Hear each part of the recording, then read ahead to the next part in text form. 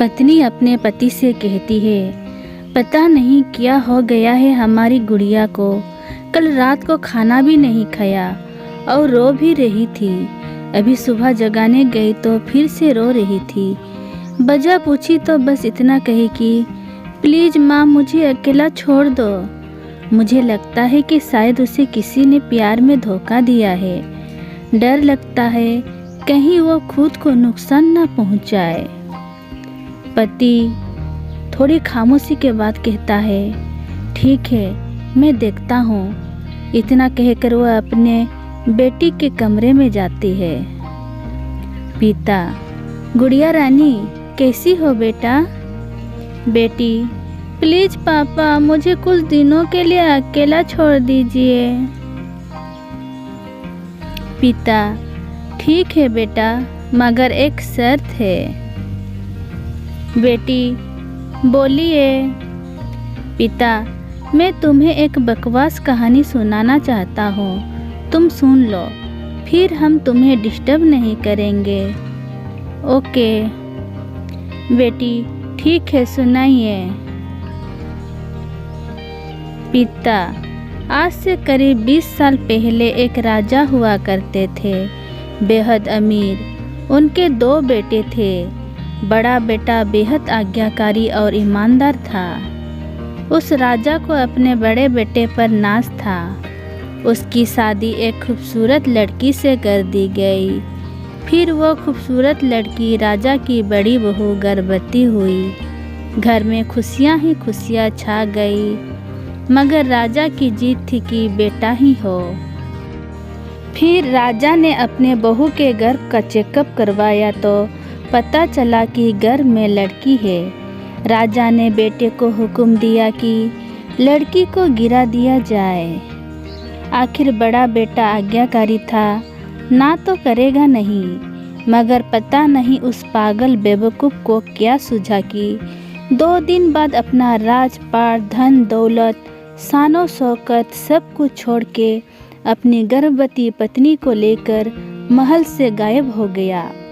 सच कहूँ तो वह बड़ा बेवकूफ़ और पागल था। लोग बेटियों को बोझ समझकर गर्भ में नष्ट कर देते हैं और एक वो बेवकूफ़ पागल एक बेटी के लिए तमाम सुख सुविधाओं को ठोकर मार दिया। वो बाप की बात मानता तो आज उसकी जगह राजा होता। ना जाने वो बेटी के लिए पागल बाप ना जाने किस हालत में होगा।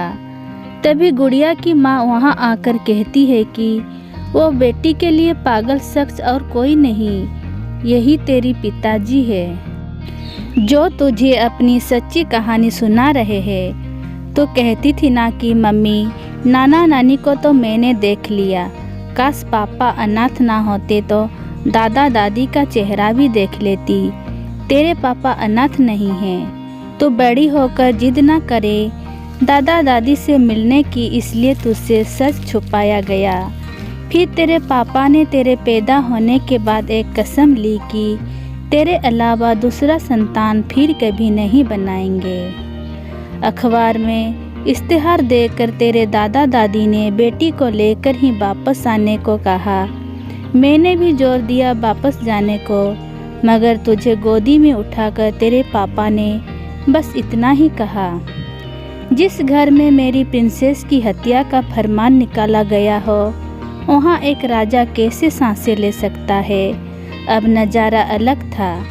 गुड़िया की आंखों में पापा के लिए सम्मान, उनकी मोहब्बत के लिए ढेरों सारा प्यार और उनकी कुर्बानी के लिए इबादत करने जी कर रहा था। आंसू थमने का नाम नहीं ले रहे थे, मगर सब कुछ अब सिर्फ पापा के लिए था। पापा ने बस आखिरी शब्द इतना ही कहा अपनी बेटी को, मैं नहीं जानता बेटा कि दुनिया तेरे बारे में क्या सोचती है, मगर तू मेरे लिए बेहद अनमोल है। भले मैं आज कहीं का राजा नहीं रहा, मगर तू कल भी, आज भी और सदा ही मेरी प्रिंसेस ही रहेगी। बेटी ने दौड़कर अपने पापा को गले लगाकर रोते हुए कहा, आप असली राजा हो और मैं आपकी प्रिंसेस। सबकी पलकें गीली थी, मगर वो एक नई सुबह की शुरुआत थी। जहां प्रिंसेस फिर से अपने सियासत में लौट आई थी। दोस्तों, अगर आपको ये कहानी अच्छी लगी तो please like, share, comments and subscribe कीजिए। थैंक यू, धन्यवाद।